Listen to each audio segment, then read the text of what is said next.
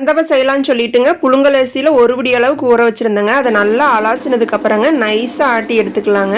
ரொம்பவும் கொரகொரப்பாகவும் ஆட்டக்கூடாது. இந்த அளவுக்கு ஆட்டினீங்கன்னா கரெக்டாக இருக்குங்க. வச்ச மாவிங்க ஒவ்வொரு குழிக்கும் ஒரு அரைக்கரண்டி அளவுக்கு ஊற்றிக்கலாங்க. ரொம்பவும் ஊற்றுனா உங்களுக்கு சந்தவை புளியறதுக்கு ரொம்ப கஷ்டமாக இருக்கிற மாதிரி இருக்குங்க. இட்லி ஊற்றுறதுக்கு ரொம்ப மாவு கெட்டியமாக ஊற்றுற மாதிரி ஊற்றுவாங்க. நான் கொஞ்சம் இலக்கமாக தான் ஊற்றுவேங்க. ஏன்னா சந்தவை புளியறதுக்கு ரொம்ப ஈஸியாக இருக்கிற மாதிரி இருக்குங்க. மாவோட அளவு பார்த்தீங்கன்னா வீட்டில் ஒரு 5-6 பேர் இருக்கிறீங்கன்னா உங்களுக்கு ஒரு பிடி அரிசி அளவுக்கு நீங்கள் போட்டிங்கன்னா உங்களுக்கு கரெக்டாக இருக்குங்க. 3 பேர் தான் இருக்கிறீங்க அப்படின்னா உங்களுக்கு ஒரு அரைப்பிடி அரிசி அளவுக்கு போட்டுக்கிட்டிங்கன்னா மாவு உங்களுக்கு கரெக்டாக இருக்குங்க. மணி நேரம் இட்லியை நல்லா வேக விட்டு எடுத்ததுக்கு அப்புறங்க சந்தவையில் போட்டு புளிஞ்சோம்னா நல்லா உங்களுக்கு புளியறக்கு வரும்.